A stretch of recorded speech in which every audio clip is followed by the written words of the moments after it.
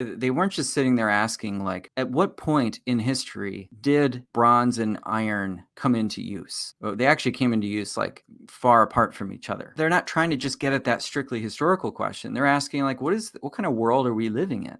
Hey, the garden with the tree of the knowledge of good and evil and the tree of life are not things in this distant past. Those are realities that face us in the present. And you each day have the choice of which you're going to choose. God's act of destruction is the necessary precursor to recreation. And that's exactly how the flood story is told, is as a recreation story. And midway through the flood story is that kind of famous phrase, and God remembered Noah, and all that's covenantal language, and all the wild animals and domestic animals in the ark, and God made a wind blow over the earth. And it's this Genesis 1-2 recreation scene.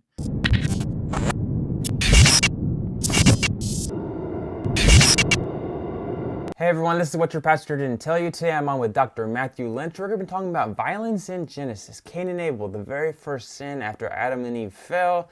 We're talking about how that led up to the flood, but not for the reason you think. This is not something you want to miss. Dr. Matthew Lynch, how are you doing today? And can you give us a little bit about your background on the topic? Sure. I'm doing pretty well today. Yeah, it's been really sunny in Vancouver, British Columbia, which is unusual for this time of year. Not to have a few sunny days, but it's been sunny for like months at a time. So we actually need rain, but it's still nice for getting out. So I've been teaching here for several years, and I taught in England at a place called Westminster Theological Center before. And I got into the topic of violence in the Bible really out of questions that came out of the classroom from students. It's partly my own student experience, so that was a big part of it. I started grad school in 2001 on September 11th, 2001. So my first day of grad school was marked by this act of violence with the World Trade Centers. And that kind of formed the backdrop to my student experience. And so, and also the Iraq invasion was in 2003. So when I was getting into academic study of the Bible, those sorts of questions were in the background and part of the conversation. And then as I got into teaching, I didn't do my doctoral dissertation around the question of violence, but when I got into teaching, I was continually confronted by students with questions that I had had in grad school and not shelved completely, but begun to work through. And I had to kind of think through more deeply how I'd respond. And so the first thing I noticed as I was getting into the topic of violence in the Bible was that people often begin with our sort of modern question and rush to ask, like, how do we solve this problem we see in the Bible? And I think that's a fine question to ask, but I wanted to start with the prior question of how biblical texts think about violence as a problem in the first place. So that's what I call like a ground up approach to the question of violence. And then let's ask our own questions as well. So that it's more of a two-way conversation instead of just how do we solve this problem in the Bible, which often involves solving the wrong problem, and kind of like misdiagnosing or misunderstanding the text in the first place. So that's why I wanted to start more with the ground up questions, and then I've just drafted a book that should be out in February with IVP, dealing more with those second set of questions. How do we wrestle with violence in the Bible? Awesome. Yeah, that'll be great. And we'll go back and put that link in the description as well as your other book on violence. Mm-hmm. You also have a podcast on script, so everyone make sure to go check that out. And yep, so you ready to get into it? Yeah, sure. All right, cool. So first we're going to talk about the story of Cain and Abel. Can you give us general background of what's happened before this, mm-hmm. and a general overview of the story? Yeah, so the Cain and Abel story, it takes place east of Eden, and that geography is really important to the story. It's not incidental. And so humanity has been ousted from the garden in chapter 3 because they've eaten from the tree of the knowledge of good and evil. And And so they begin this process of migrating to the east. I'm still here. You can keep going. Okay. Yeah, so they've begun this process of migrating to the east, and along the way, then the first major event that takes place outside the garden, then is this story about Cain killing his brother Abel in chapter 4, and that's a strategically chosen story because it begins this larger narrative that unfolds throughout the book of Genesis that focuses on sibling rivalry and sibling hostilities. And so Cain and Abel is like the worst case scenario, obviously, between siblings where one kills the other. And so that's kind of the opening shot here in chapter 4. And it ends after Cain kills Abel with him migrating further to the east. So he's exiled from the land where he had been farming and where he had been with his family, and he's now a wanderer by the time you get to verse 16 of chapter 4. And after that, you have in verses 17 all the way to the end of the chapter in 26, like a quick rundown of Cain's descendants, and then the birth of Seth there at the end. That sets you up for chapter 5. Gotcha. And so to start out with, so you mentioned in your book about how Adam knowing his wife, it doesn't talk about, it doesn't specifically say it's legit, specific words, it's a reference to something else. Could you talk about that? Yeah. So knowing in the Hebrew Bible is a euphemism for sex. And some people have pushed that really far and say, it involves intimate knowledge, but it's really just another way of speaking about sex. But it still is using a root word, yada, in Hebrew that has featured earlier on in the story. So the tree of the knowledge of good and evil, there's that sort of emphasis on knowledge. And the last time we have a reference to knowing, the man and the woman's eyes are opened and they knew that they were naked. So there's a cloud of shame over sexuality by the time you leave chapter 3. And I think the fact that the man knew his wife Eve and they have a child here is a good thing. It's showing that despite the fact that there's this sort of cloud of shame over sexuality, there is still the possibility of procreation outside the garden. And so it's not like post garden it's all bad. And I think part of what chapter 4 wants to show us, despite its emphasis on violence, that's obviously a really bad episode. In the later part of the chapter, it's showing us that the world is very complicated east of Eden. And so it's setting up this story of the cultural and social development of humanity in this environment that's very compromised now. So I think it wants to highlight the mixed nature of the world, and then set things up then for God's intervention and his advancement of his purposes, despite all those flaws that are part of the world now. Hey chat, subscribing to our YouTube channel allows us to help our watchers understand the Bible better. Thanks to your help, we have already reached thousands of people in their walk with Christ. If you'd like to help further our efforts, tap the subscribe button, which will allow us to reach even more people. You forgot to tell them to turn on bell notifications. Wait, they have to subscribe and click a bell now? Interesting. Okay, so you think it's some kind of wordplay to reference that, basically to say, hey, that was bad, but it's not all bad. Is that a good time? Yeah, and also it's going to get worse. So we tend to think as Christians in terms of creation, fall, redemption, and so 3 is the fall, capital F. Whereas I think Genesis has a story of a falling out that occurs over Genesis 3 to 6 and culminates in the flood. And so what happens in 3 is not as bad as it gets. It gets worse. And then it gets even worse after chapter 4. And it it culminates in the story of the flood, where all of creation undergoes this massive rupture, and we'll get to that later. Yeah, for sure. Okay, so it talks about how Cain and Abel, they have different professions. Can you talk about what you think and maybe the symbolism of that? Yeah, I'm not sure I have like a symbolic reading of those vocations, but I do think they're drawing on um, the vocations that have been emphasized so far in the story. So you have like tilling the ground as the role of humans in Genesis 2, and they're also given this role of ruling over the animals in Genesis 1. Now, Genesis 1 seems to envision uh, a vegetarian type diet, um, but so I wouldn't say that Genesis 1 envisions killing animals, but broadly speaking, humans are given dominion over the animals.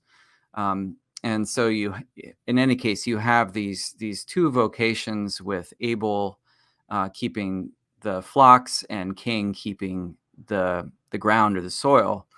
And at one level, Cain has the ideal vocation. Humans are explicitly commanded to guard or keep or work the soil. And so it's ironic that he ends up the one, you know, who's the antagonist in the story.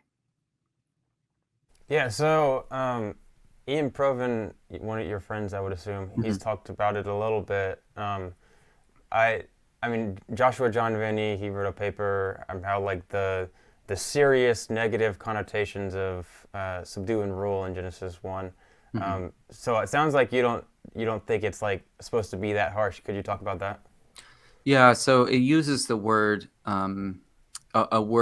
two words in Hebrew, radah, which means to rule, and then subdue, kabash, which has made it into English. Like put the kabash on something is to kind of put an end to it, a dramatic end. Um, but and elsewhere in the Old Testament, it's used to describe the conquest, for instance. So a lot of people have thought that this word carries inherent violent connotations, and the problem with that is that words don't just mean something and then carry that meaning into every context that they appear. There's an element of that sort of semantic something they bring to a context, but on the other hand, the context itself should shape your understanding of that word. And so Genesis 1, as I see it at least, is a portrait of humanity being called to rule in creation in a way that images God. And so then we have to ask ourselves, well, how is God portrayed in Genesis 1? And God is portrayed as a ruler who has this delight in creation and calls it good, and calls animals to multiply and proliferate.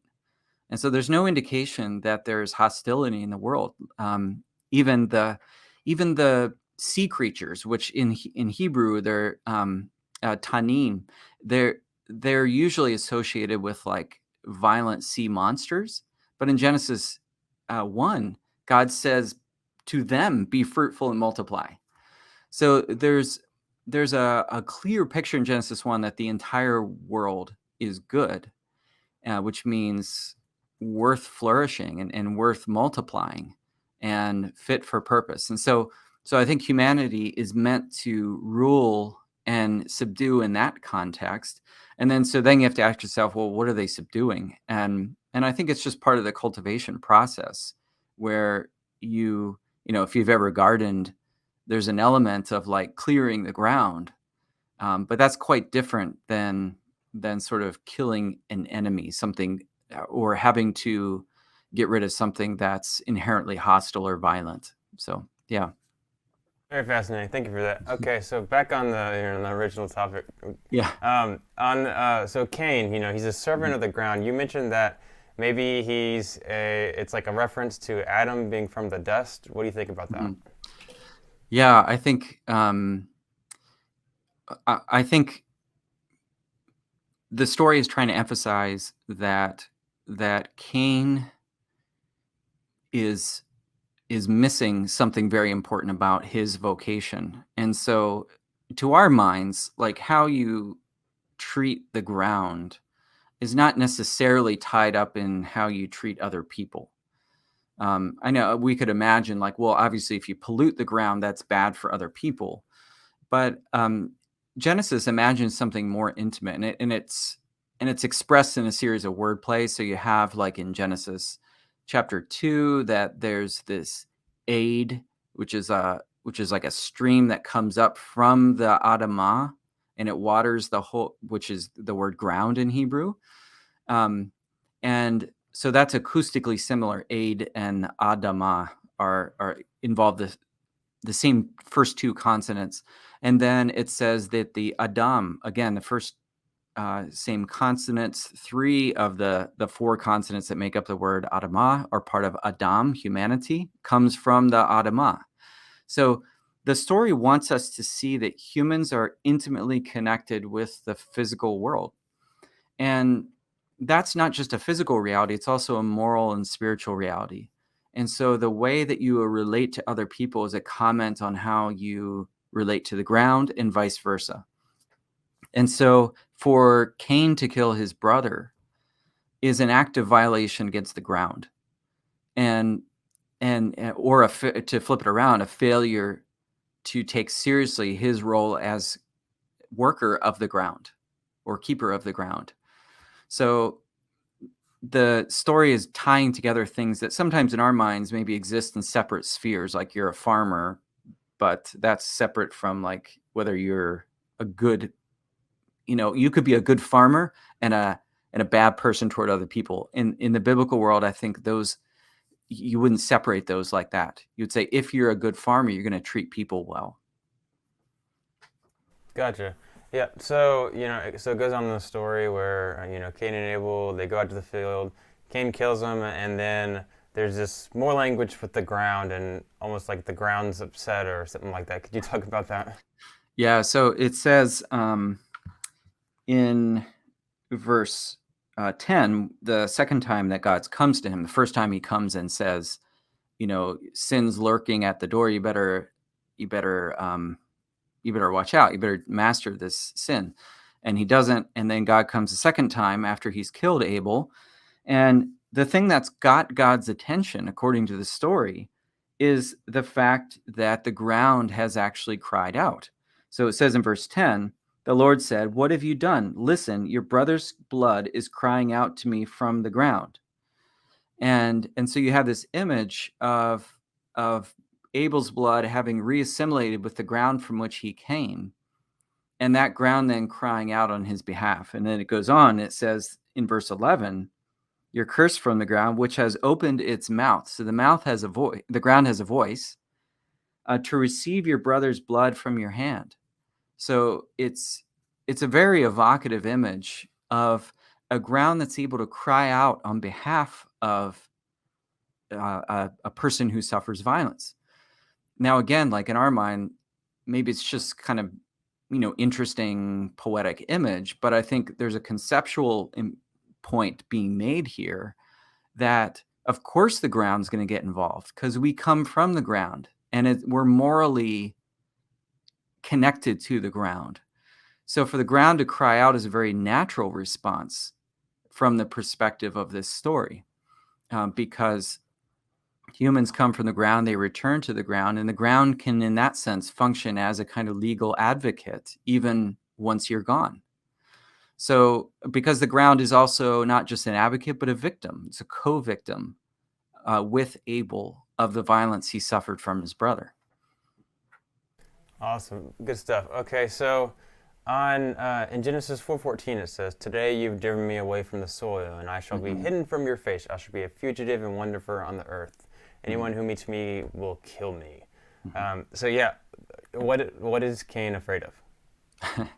He's afraid of a violent world, and so the story is portraying that in this world east of Eden, things are descending into violence. And so in that sense, I think the Cain and Abel story is not necessarily meant to be understood as the very first act of violence ever. it's a typical story of the state of the world at that time. And so he fears violence, um, because he knows that he's now being cast away from his family support structure. So to be a wanderer in the ancient world is a vulnerable place to be. And that's why hospitality was so important. Hospitality in ancient Israel was not just having someone over for a meal, it was extending the sphere of familial protection to someone who is otherwise vulnerable because they're on the move, or away from their kinship structure. And so Cain being cast away from his kinship structure is totally vulnerable.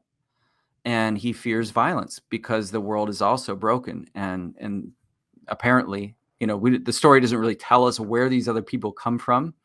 And it doesn't seem too worried about, squaring that circle. But it just assumes that there's other people out there because it's making a point about like the nature of the world more than how did those people get there. So do you have a particular? I mean, it's speculation for the most Yeah. part. Like, but you don't think it's like his family's trying to give him justice, like kind of later in Genesis occurs, or what?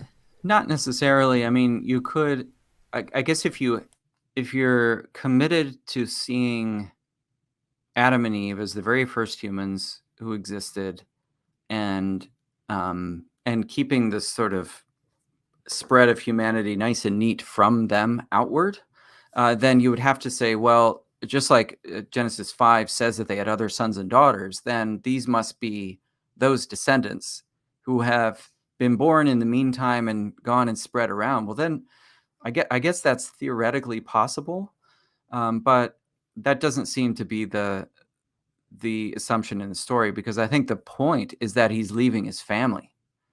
So it's unlikely that he would, unless it's, he's fearing, as you said, like specific vengeance from his other family members. But that doesn't seem to be the language here. It's anyone who finds me.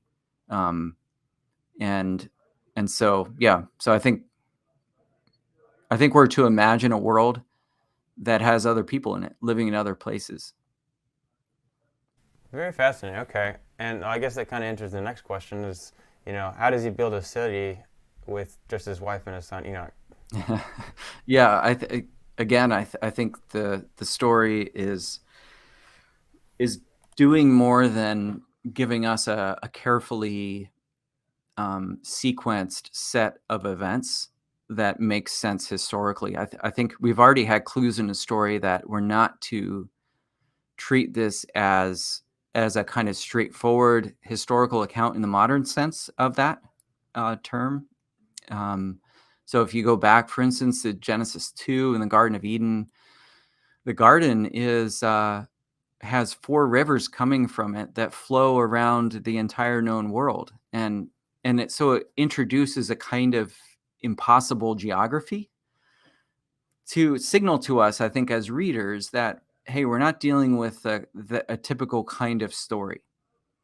All of this speaks to the world as we know it, but it's telling us something else other than straightforward history, as in the modern sense of the term. And so he's able to found a city and populate it, presumably because there are other people around. But the city is born in this story, at least, out of fear. And so then you have a different kind of hiding. So Genesis 3, you had humanity hiding from God with the fig leaves and all of that, hiding behind the trees.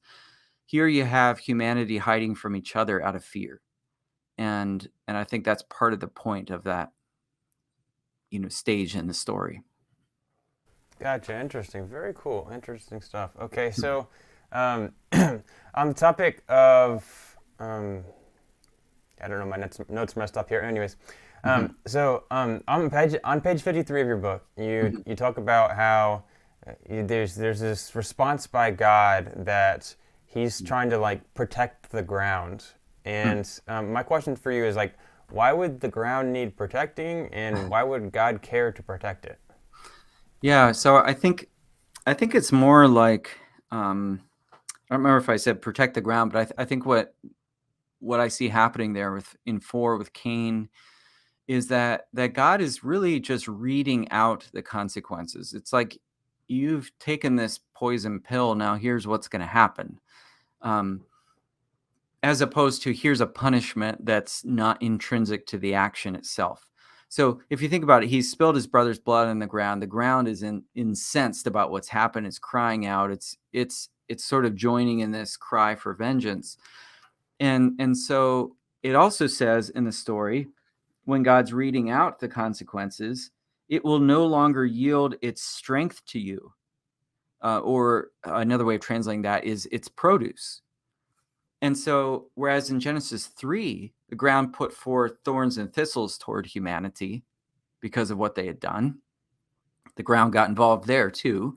That just made farming hard. Now the ground's saying, forget it, we're not giving anything to you. And so there's an intensification of the curse on the land here in Genesis 4.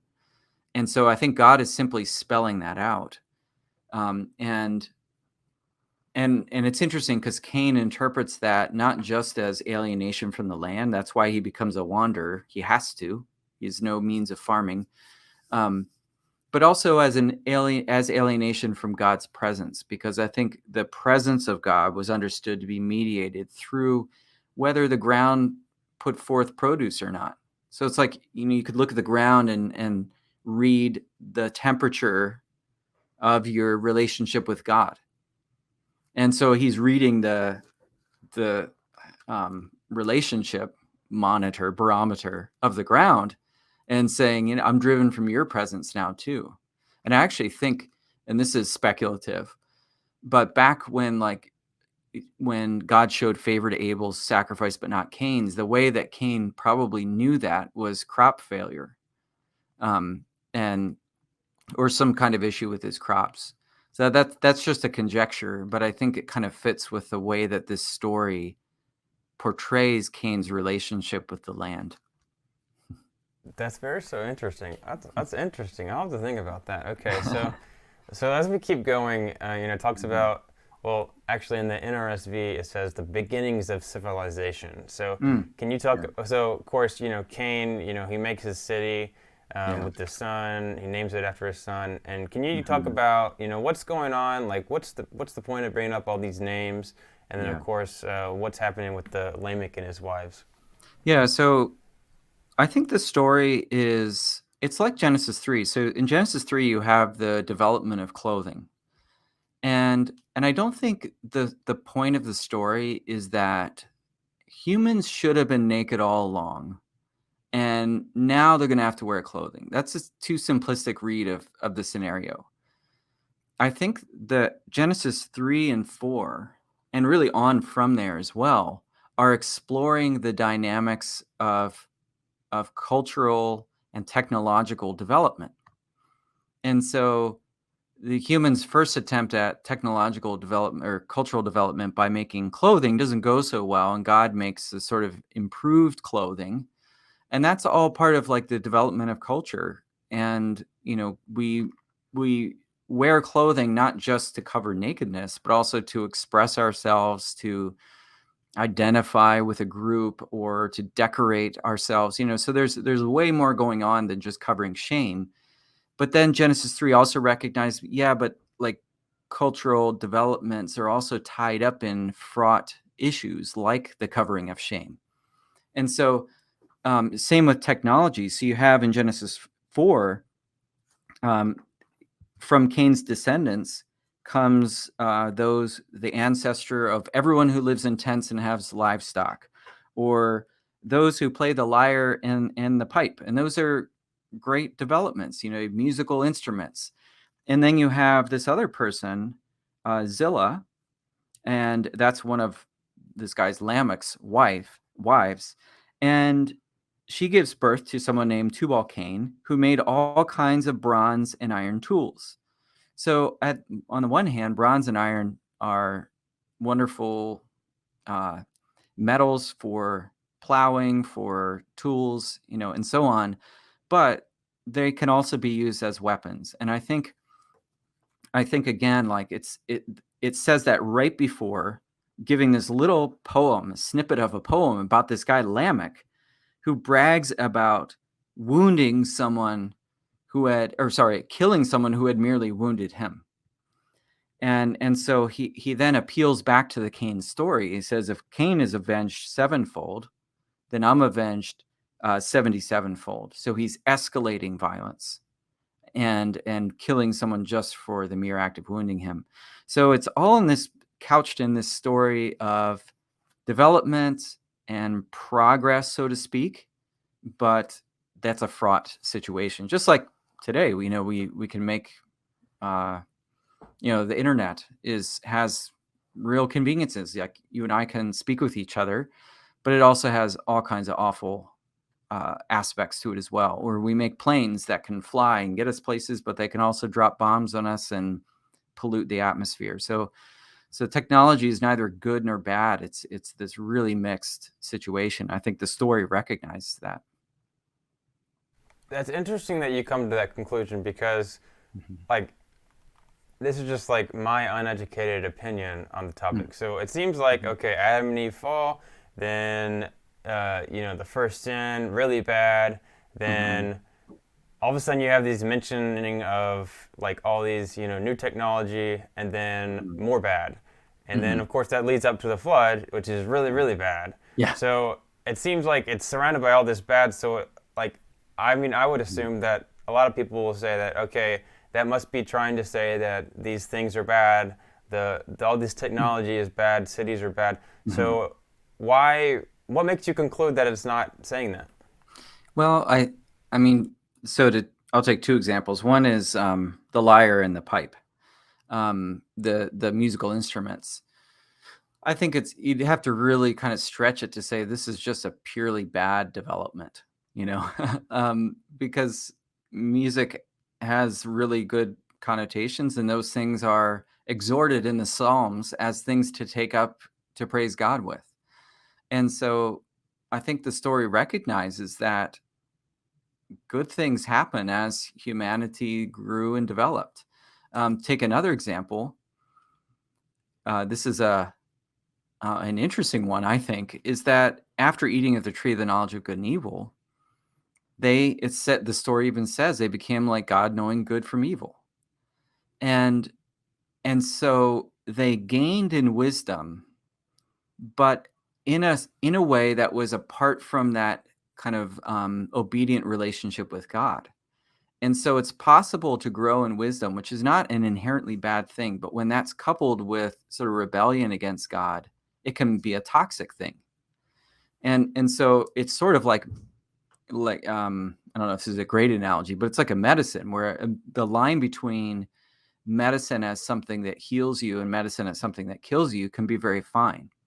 Or radiation or something like that, it can get rid of the cancer, but also kill you. And so I think Genesis 3 is aware of that reality, and 4, or the development of cities is another example where cities and this at this point in the story, I think, have a pretty negative connotation. So I will definitely grant that. But God also will wrap cities into his purposes later on in the story with the emergence of Zion as God's holy city, and the place where, you get to the point of Revelation where a city is sort of the destination of humanity. So yeah, it's a mixed picture, and I think Genesis allows for that complexity. Very interesting. Okay, thank you for that. I really appreciate that. So on the on this kind of same topic, we have all these new technologies. So someone like John Walton and Tripper Longman III, they've mentioned in their book The Lost World of the Flood how these seem to be anachronisms, things that shouldn't be there such early in civilization. Some of the examples is domesticated animals occurring in the second generation of humanity, the construction of the first city in the second generation of humanity. Musical instruments in the 8th generation, bronze and iron making in the 8th generation. I mean, if you look at like the stereotypical young Earth creationist way of looking at things, like these took thousands, if not Yeah, millions yeah, of years to yeah. occur. So it seems to a lot of people impossible. Like, do you have any thoughts on that topic? Well, I think that's right, that these are anachronisms, because one of the things that the early chapters of Genesis do is they explore the nature of reality. Okay, so that's a broad statement. They explore the nature of reality, and they do it by telling stories of origin. And stories of origin in the ancient world were not just historical curiosities. Like, they weren't just sitting there asking, like, well, at what point in history did bronze and iron come into use? Well, they actually came into use like far apart from each other. But they're not trying to just get at that strictly historical question. They're asking, like, what kind of world are we living in? And so they use stories of beginnings, because to tell the story of something's beginning is to get at the essence of something. And so um, I think they're happy to put all of this in this early genealogy and link it to Cain and humanity's expulsion from the garden, as if to say all of these things that we value in culture, and that some people uncritically value, or that are characteristic of empires, say kings or cities and things like that, are not unmitigated goods, because they're linked to these fraught stories. And so they've anachronistically placed them in those stories, again, not to make an historical point, but to make a cultural observation about the kind of world we actually live in. And that's a different way of storytelling than we're used to. And so I guess that's the value of that phrase, lost world. um, but the problem with that phrase is that it can seem like it's an other world that is somehow disconnected with this world. And I think Genesis wants us to see that, hey, the garden with the tree of the knowledge of good and evil and the tree of life are not things in this distant past. Those are realities that face us in the present. And you each day have the choice of which you're going to choose. In fact, the wisdom books later will call wisdom a tree of life, and call folly a pathway to death. And so we all are, in a sense, like in the position of having to choose whether we're going to listen to the serpent or not, or which tree we're going to eat from. So it's like an existential reality. Interesting. Thank you for that. Okay, Yeah, so next, so Laming's real quote. This is real quick. yeah. When I was reading it, I couldn't help but notice it says, Ada and Zillah, hear my voice. You wives of Lamech, listen to what I say. Why is he talking in the third person? um, yeah, it reminds me of, like, sometimes when people are, um, maybe really proud, they refer to themselves as almost like a character or something. I don't have any real thoughts on that. Um, it's not unusual in poetry to switch persons sometimes, so it doesn't like seem completely unprecedented for that sort of thing to happen. But I'm not sure beyond just like this happens sometimes in poetry. Gotcha, gotcha. Yeah, No like the worries. Psalms will sometimes address Yeah. God as you and then switch to he. So I mean, I guess you could say a song is sort of speaking to the congregation and to God directly, but yeah, I don't know. Interesting. Okay. All right. So Genesis 5. Well, actually, no. Mhm, At the very end, it talks about Adam knew his wife, bore his son Seth, appointed me for mhm. another child. Is there anything you want to add there? No, I think it's just introducing another, like, so Cain's line is is kind of like the negative picture, and then Seth is the hopeful line. You could say, but even in Seth's line, you have this repeated refrain in chapter 5, and he died, which seems unremarkable, but it's quite unusual in a genealogy to keep saying and he died. So it's still saying something about the persistence of death, even in this line of Seth, this other son that he has. Um, yeah, that's all. Okay. And then Genesis Mhm. 5. Mhm. Short, I know we could literally talk about it for hours, but Yeah. short summary, what's the purpose of it being here? Yeah, so it's setting us up for the line that's going to continue after the flood. And again, like we're not doing strict history there because if Cain is the descendant of all or the ancestor of all who lives in tents and play instruments and everything, they must have persisted through the flood too. But the story isn't trying to resolve that issue. So, but what it is doing is it's following like this other line um, to talk about like one who's going to redeem us from the curse of the ground. And so that's where you end up in chapter at the end of chapter 5. And it seems like um, these two genealogies are set in opposition to each other. In chapter 5, you have a contrast, I believe. I'd have to look now, but between Lamech, who brings death in chapter 4, he kills a man for injuring him, and another Lamech who comes up in the second genealogy in chapter 5. He's not the seventh in the list, but interestingly, the seventh person in the list in chapter 5 is a guy named Enoch. I think he's fifth. I'd have to seventh. I'd have to check on that. Yep. Hmm. But in any case, it says of him that he walked with God, and so the genealogies might be set up in a way to contrast those two characters. But in any case, you also have these two Lamechs, one of which brings death, and the other who gives birth to a son who's going to bring relief from the curse. So it says in 529 that Lamech, the second Lamech, has a son named Noah, which means Noach is tied to the Hebrew word nuach, which means rest. And he says this one is going to bring us rest. He's going to bring us relief from the work and the toil of our hands.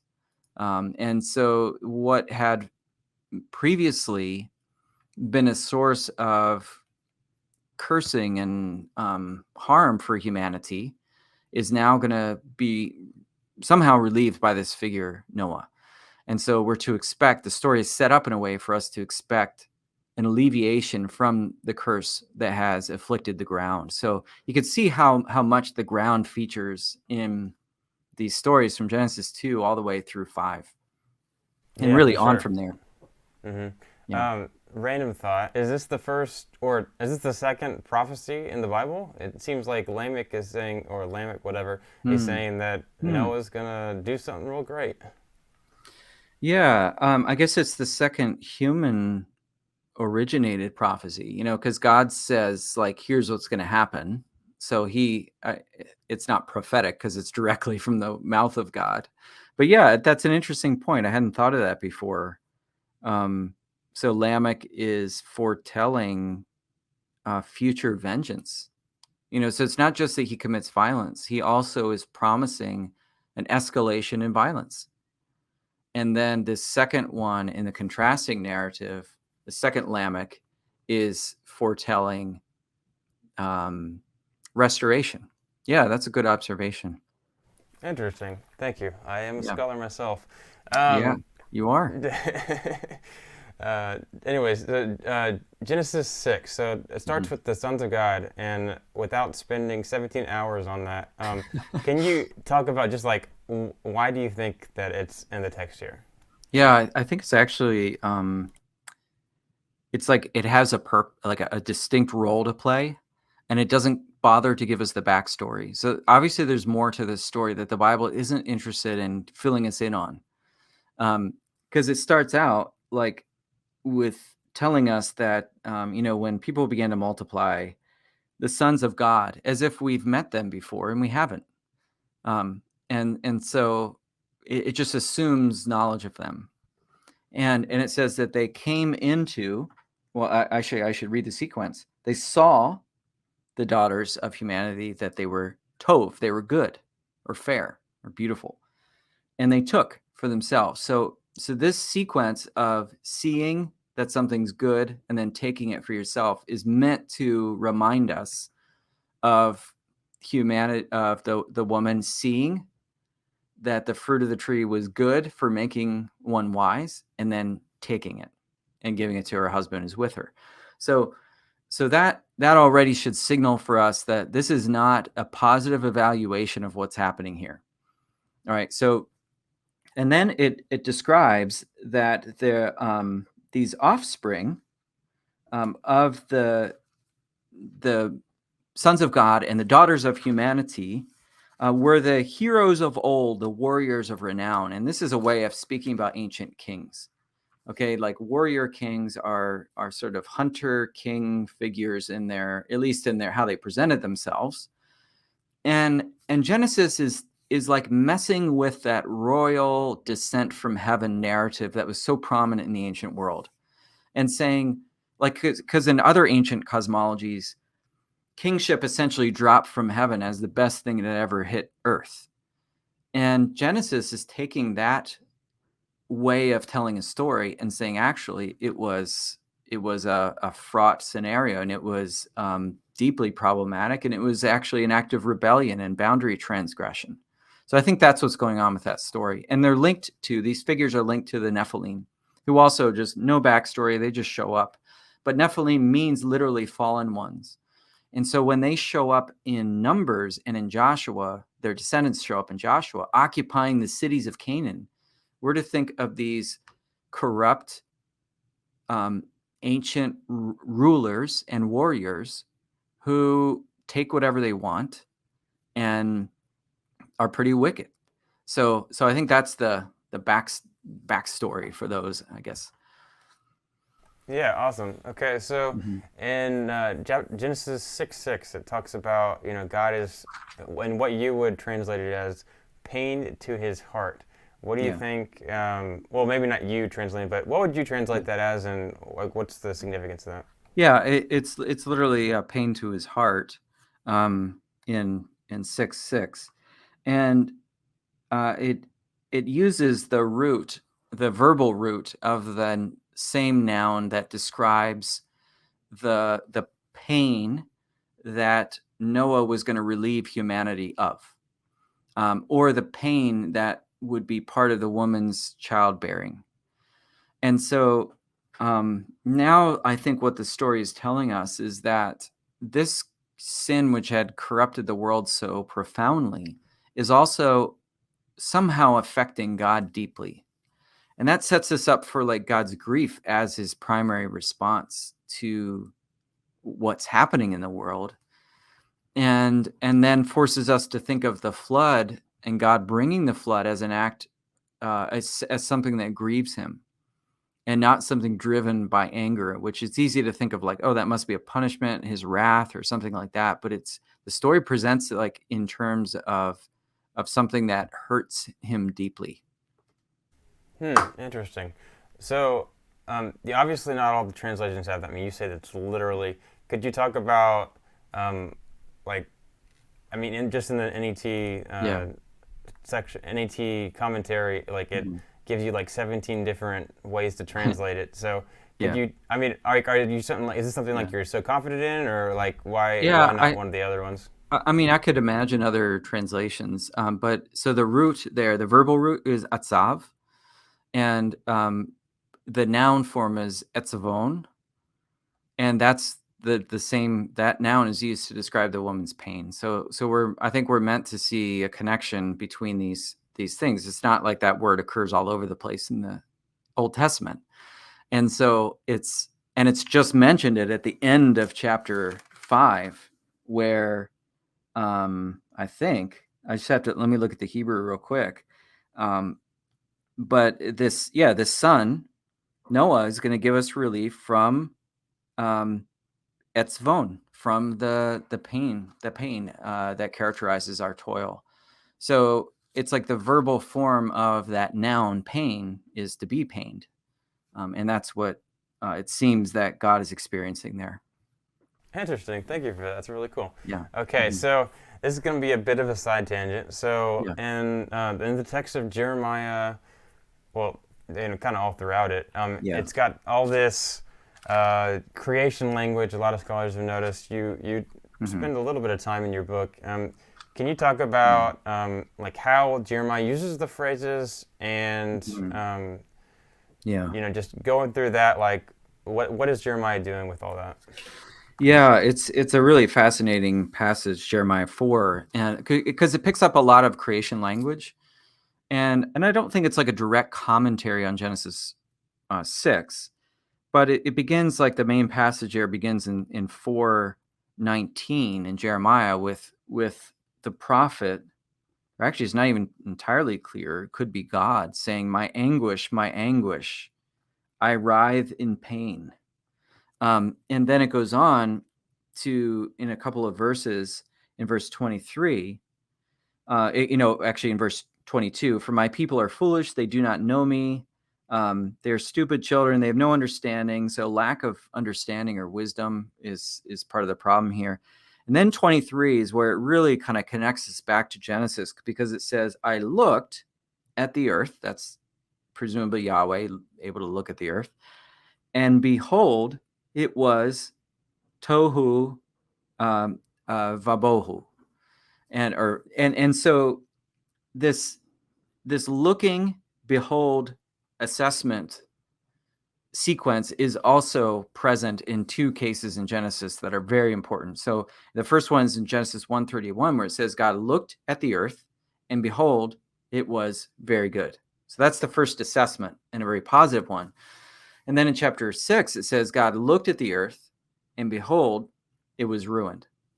Um, so Genesis 6 shows an inversion of that look, behold assessment from Genesis 1. And then Jeremiah uses that same sequence. "I looked at the earth, and behold, it was tohu vabohu," which is what right out of Genesis 1:2, which describes that sort of pre-creation watery formlessness of the earth. So in other words, everything is unmade. So one way of talking about sin's effect in the world is to talk about an undoing of creation. That's why the prophets so frequently talk in terms of creation being upended because of Israel's sins. And again, our minds tend to separate those things, but they frequently bring them together. So he goes on and says, "The heavens and earth have no light. The mountains are quaking. There's no human at all." It's pretty dramatic. "All the birds have fled. The fruitful land is a desert," and so on. So it's an apocalyptic scene, but it's a powerful way of expressing like how profoundly sin affects the land. Interesting. So I've heard a lot of that, but you also added some even more to that in your book. So you mentioned how it talks Mhm. about God acts justly and seeks truth, and how that's a reference. Mhm. Um, it, there's a whole conversation with Jeremiah to stop interceding, Yeah, yeah, destroying, yeah. resolving to destroy. Could you talk about those things a little bit? Yeah, I don't know if I have much to add there, but I do think that Jeremiah shows a pretty like keen awareness of at least some of the traditions and themes that come out of Genesis. It's hard to say if he's always quoting it directly, um, but especially in the early chapters of Genesis, Jeremiah seems very aware of the kinds of like land human sin dynamics that are at play in Genesis. And those could just be sort of common ways of framing the effects of sin in the world. But yeah, I think it's Ezekiel also has some interesting links to the flood story as well, about like the the sin of humanity coming before God's sight, and then God seeing that the earth had filled with violence. That's language right out of Genesis 6.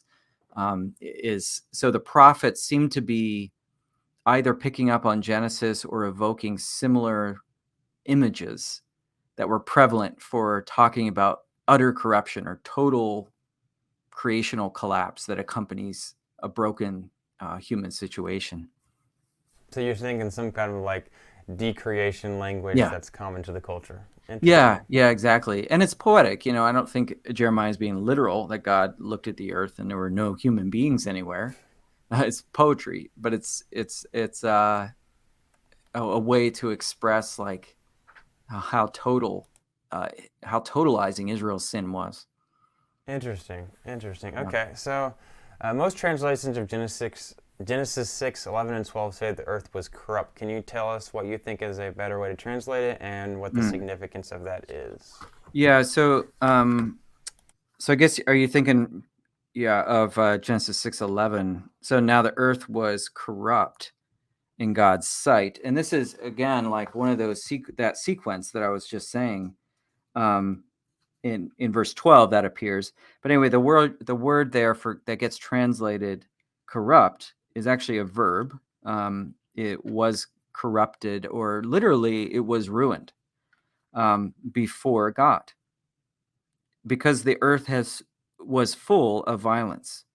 So the second half of that verse, verse 11, is wanting to express the fact that the earth was totally filled with violence. And the reason I think it's better translated corrupt is because it's the same verb is used in the in verse 13, because it says in verse 13 that God was going to shechat the earth. He's going to destroy the earth. So the same verb that's used to describe the ruin of the earth in verse 11 and verse 12 appears in verse 13 to describe the ruin of the earth. So there's a bit of a paradox here. If you were to like use the same verb, you would say something like, now the earth was ruined in God's sight, for all the earth was full of violence. And God saw that the earth was ruined, for all flesh had ruined its ways upon the earth. And God said to Noah, I have determined to make an end of all flesh, etc. Now I am going to ruin them along with the earth. Same verb used in that sequence. So I think the text is wanting us to hear these in the same way. Interesting. Very cool. Yeah. Okay. And, just to recap, so we talked about sons of God, brief little genealogy, or, all Noah's sons, and that saying he walked with God, and then now we're getting into the flood. So you make this argument that basar, it should be translated, or it's usually translated flesh or people, should be translated something else, and I found that really cool. Can you talk about that? Yeah, so part of this total violence that enveloped the earth, so the earth is full of violence. It says in verse 12, all flesh had ruined its ways upon the earth. And our minds think, okay, our minds go immediately to who are the morally culpable agents in the world? That's humans. But that's not what the text says. It says all flesh. So all flesh definitely includes animals, because it says in 7:21 that all flesh died that moved on the earth, namely birds, domestic animals, wild animals, all swarming creatures. So, and as well as human beings. So all flesh there, same term, includes animals. And so then you have to go back to chapter 6 and say, okay, all flesh is somehow caught up in this spiraling, this spiraling descent of violence. And that, again, this is where we have to set aside our assumptions about how the ancient Israelites understood land and animals and the physical environment. For them, there's a kind of moral weave that runs its way through all of creation. And whatever you want to say about the particulars of how animals can commit violence, it seems to be an assumption here, or at least it wants us to read this as so totalizing that it even involved the animals. That's very interesting. Okay. Apparently it's all interesting. Okay. Yeah, I think it is. It's super interesting for sure. stuff. Totally. So to continue, well, I mean, I'm sure a lot of people are going to be like, okay, so, we're supposed to, take the Bible, what it says, and that's our guidance to the world.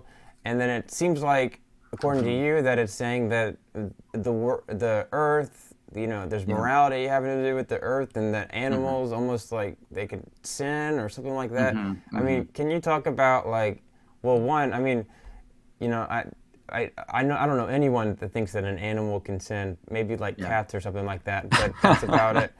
But I mean, can you talk about like Yeah. maybe the issues with like, I mean, is this an issue where we have to like just trust the Bible, or what do Mm. you think here? Yeah, I think we have to say, okay, what this is coming out of a particular cultural understanding of the relationship between humans and the land that maybe we have something to learn from. So I'm not saying we have to sort of plunk it down and begin to like, maybe, institute church discipline for animals who are corrupting their ways or something. Um, but it's more like trusting, like, or taking seriously at least the Bible's presentation of this idea that how we treat each other is somehow bound up in how what happens in the world, like the material world. Um, that if I if I act violently toward another person, the ground is not an innocent bystander in that scenario. They might the ground is somehow a victim from the Bible's perspective. And it doesn't bother sort of working out the mechanics of exactly what the connection is. Like is that chemical? Is it, a cause and effect thing or what? It just assumes that deep interconnectedness. And that part of the problem of sin is alienation between animals, between humans in the land, God and humans, God and everything gets affected by that. And then it helps us also see that the redemptive vision of the Bible includes the reintegration of not just us and God, but us in the land and animals and God. And so I think it affects just not just our picture of what's wrong, but also of like where God is moving things to. And Okay. and just to give a Mm. maybe a concrete example from where animals might be culpable in the law in Exodus, it says that if an ox gores someone repeatedly, they have to stone it to death. And at one level, that's protection for the community. But stoning is a form of judgment too, or execution in Exodus. And so they did have a sense of like, I don't know if you'd say moral responsibility, if that's even the right word, but of the possibility of wrongdoing. And then in also um, interestingly in Genesis 9, where you have the post-flood laws being instituted, including whoever sheds human blood, for that person, their blood will be shed. It also says, verse 9, verse 4 of chapter 9, only you shall not eat flesh with its life, that is its blood. For your own lifeblood, I will surely require a reckoning. So that's like, if you take someone's life, I'll require your life. From every animal, I will require it. And from human beings. So God is somehow, even after the flood, going to hold animals responsible for taking life. And it's not exactly clear whether it's other animals or humans, but there you have it. And I kind of like, I don't rush to like, okay, exactly how should we look askance at our animals now? Or is all predation somehow evil? No, I don't think so. But I do think that they at least had an integrated conception of the moral, physical world that we would stand to learn from. That's really cool. I mean, Mhm. specifically now that I think about it off the top of my head, it's there's a lot of Christians nowadays that are saying that animals have souls, and Mhm. which of course you get into, well, can they go to heaven and hell? And well, if they can do moral things, then maybe that points to yes. So that's very awesome. Yeah, yeah. I don't know if I'd push it there, but I do think that treating the earth or land not just as this sort of resource that we use, but as something that has a level of agency that um, is to be taken seriously is a biblical idea. The land can vomit Israel out, according to Leviticus. Something else it does with its mouth. Yeah.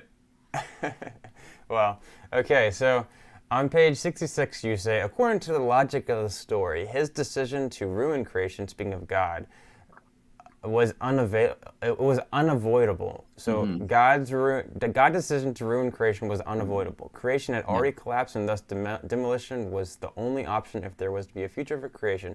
In construction terms, creation was a teardown. Can you talk about Yeah. Yeah. how is God not unable? Like obviously he can Yeah. do whatever he wants. Yeah. Can you talk Yeah. about that? Yeah. That phrase from the logic of the story is really important here. So it's in response to the fact that creation is ruined, that God says he's going to ruin it. So that's a bit of a paradox. But the analogy I've used for getting at this is well, first of all, the important point there is that creation is already ruined when God sends the flood. And so according to this story, the thing that destroys creation is not God per se, but violence. So Hamas fills the world, violence fills the world, and so God destroys it. But I liken it by analogy to a potter who, if you're ever like spinning clay and wanting to make a pot, and you're spinning it and you look down and you realize, like, you look and behold, your clay is full of air bubbles and cracks and all kinds of things. You can't just patch that and then stick it in the kiln and expect like a good pot to come out. So what I see the assessment in verses 11 and 12 as are like God looking at the pot and seeing, behold, it's full of air bubbles and full of cracks and everything. And so the only solution to that is to turn it back into useful formlessness. And so God's act of destruction is qualitatively different from what violence did to the earth, even though to an external observer, it might look like he's violently ruining the earth. And so what he's doing is he's turning that clay back to formlessness so that he can remake it. And that's the important thing, is that like God's act of destruction is the necessary precursor to recreation. And that's exactly how the flood story is told, is as a recreation story. And midway through the flood story is that kind of famous phrase, and God remembered Noah, and all that's covenantal language, and all the wild animals and domestic animals in the ark, and God made a wind blow over the earth. And it's this Genesis 1-2 recreation scene. So God had to turn it back to that watery formlessness so that it could be formed again. Now I'm using the word had there rhetorically, because yes, like I believe theologically God had any number of options available to him, but according to the story, this is the way, the logic at play is this formlessness, the as the necessary precursor to form and recreation. Okay, so at risk of losing whoever's listening to you here, could you give me so actually in a video you did with Ian, actually no, whatever, it was some video Yeah, online. Ian Proman. Yeah. Well, you in the video you said something like God didn't destroy the world. I would assume you were saying that, like almost like humans did, and Yeah. God's, I guess destroy And to cats. make sure. Right. Um, but I guess you'd say that God, had to, I guess, finish the job essentially, and but obviously, like, so, a lot of people would want to say, okay, the flood didn't happen because, and that would solve like any moral issues with God killing people and all that kind of stuff. Yeah. So I would assume that's not where you're going with it. Yeah. Yeah. Okay. So yes, at one level, God destroyed the world. But if we just stop there, we fundamentally misunderstand how the story is told. What the story is telling us is, so another analogy I use is termites in a house. And so in Atlanta, where I used to live, like, termites were a major problem. And if you were going to buy a house, you have to get a termite inspection. And so what can happen is termites can eat out all the framing of the house from the inside. And so inspectors go along, they look for these piles of sawdust around the edge of houses. But if they get really bad, they can so eat out the framing of the house that it's ruined already. And so if you as a contractor come along and bulldoze the house. Yes, you've destroyed it. Okay, so technically you destroyed it. That's what God does here. But the termites had already ruined it. And so I think what's happening in the story is it's saying that violence had already ruined the earth. The termites of violence had eaten out all the framing of the house. And so God looks at it and he's like, you can't put plaster on that. You can't like put new drywall on or add a few nails. This is a teardown. And so he bulldozes this thing so that he can rebuild. Because if you want a house there, you have to bulldoze it. You can't just keep like patching it. So that's kind of how I think about it. Yes, it's fine to say, if you want to say God destroyed it, but if you stop there, you can actually say the opposite of what the story is wanting to communicate. Yeah. So good stuff here. To add to that, so it seems like you have like this narrative approach that the writer of Genesis is trying to say, but you know, that inner 21st century way of looking at things is gonna, you know, even makes me want to ask, like, okay, like, if God didn't, like, why would God have to, you know, it's not just like a minor thing. It's not like the termites had already destroyed the house already. Like, they're still humans. They still have, like, you know, I would assume children and all that. Yeah, you God talk could about, have. like it seems like from a narrative approach, like one could say, oh, okay, that didn't really happen, but I don't think that many people would want to say that. So could you talk about like how you see like it? I mean, maybe it just didn't happen. What do you think about that? Yeah, good question. A lot of complexities there. I think so. I think that Genesis. So my broad view is that Genesis 1 to 11 are not straightforwardly history like you get more when you move to Genesis 12. You're in a world more like our own when you get to Genesis 12.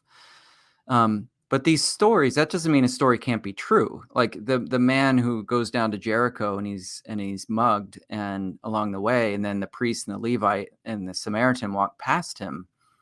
It's a story that tells us something true. But it's not historical. If you try to get like, well, what was the guy's name? You know, like, did he really go down? And if he didn't, then I can't trust this story. So that's to miss the point because of the genre. And so I think genre-wise, the kind of literature that Genesis 1 to 11 is it's taking these this genre of founding story, some of which are circulating in the ancient world, like flood stories were floating around in the ancient world about a man who saves animals and humanity in a boat that he makes and offers a sacrifice to God after he lands. Like all those details are part of some of the other stories in the ancient world. And I think what Israel is doing is it's engaging in those known cultural stories and saying, how can we retell this in a Yahweh way to get at something true about the way God is? And so one way to think about them might be like in a kind of extended parable, like the Good Samaritan, where it's using features from the ancient world. Like there is a road to Jericho, and there are Levites, and there were priests, and there were Samaritans. You know, so it's not devoid of any external reference, but it's taking that to tell a story, to communicate something true about God and humanity. And I think like the flood story is probably rooted in local floods in the Mediterranean region that were known, that happened. And so Israel is retelling these polytheistic stories in a monotheistic frame. So how do you tell a story where in the other flood accounts, you have an antagonist God who sends the flood and a protagonist God who protects the hero by telling him to build a boat? So when you're a monotheist, you're in a kind of different framework for putting those pieces together. So yeah, and not everyone takes it that way. I think like some people take it as more straightforwardly history, and that's fine. I'm not wanting to convince someone otherwise. what I would say is let's pay attention to the genre of the story, and let's pay attention to its own communicative aims and what it wants to portray about God. And so I don't think the point of this story, wherever you land on history, is that God is wrathful, because we only hear about his pain and grief. I don't think the point is even that God is violent, because it's violence that ruined the earth, according to the logic of the story. So that's kind of how I'd approach that. And I realize that's a touchy subject for a lot of people, but it takes more unpacking to really get into that. Yeah, and I just want to add that, there's 1,000 different scholars that would take a view similar to that and Yeah. could still say that, Adam's historical, or that, Yeah. the Bible's inspired. So feel free Yeah. to check out those videos in the description. Yeah, I totally, believe that the Bible's inspired. So it's, I don't see it as a move away from truth. Yeah, totally. Okay, so keep going here. We're talking about the effects after the fall. Yeah. Can you talk about, now this is an interesting one. You said that in Genesis 8:20-22, it says that it's possible that God removed the curse that Adam and Eve. But can you talk about that? That was interesting. Yeah. So the quick summary on that is that so if you think about the sequence of the story, God puts this curse on the ground, and the land's in this cursed state. But and it's easy to think that curse just persists. But interestingly, after prior to the flood, Lamech prophesied that Noah would give relief, at least, from the curse of the ground. And then in the post-flood description of God, God says, I will never again, or you could even translate that, no longer curse the ground because of humankind. So that's in 8:22. And so the story of the flood ends with God more or less saying, I'm not going to do that anymore. And I think the point is that he's not going to let violence ruin the land anymore, so that humans would suffer on the basis of that. So you'd say that this potential view, it seems dependent on the translation, one, but it would also refer to the land, not... I mean, of course, you have the two curses. You have the serpent and the land, and almost like the land affects Adam and Eve. But in a way, also, Adam and Eve are kind of cursed. Without going too much into that, like, what do you think this is exactly changing of those three options? Well, I think it's saying that. Oh, Zach, I gotta go. Yeah, no in a worries at minute all. here. Yeah. Let me just say one thing real quick, and then we'll probably have to stop. So I'll say that the curse upon the ground is what's relieved by what happens post-flood. Whether it's totally removed or not, the story wants us to see that the relationship between humans and the land is going to change now, such that violence can no longer totally ruin creation like it did before, and no longer totally cause human ruination on the basis of what humans do. So it's like the land gets an inoculation against humans, and humans get an inoculation against like the effects of their sin rebounding on them so profoundly. But yet we do still see some of those dynamics east of Eden. All right, awesome. Okay, really appreciate you coming on here. Everyone go check out his channel. Check out his new book, also his previous books, also in the description. It's been a lot of fun. I hope you have a great rest of your day, Dr. Lynch. Thanks so much, Zach. Yeah, I really appreciate the time. Yes, of course.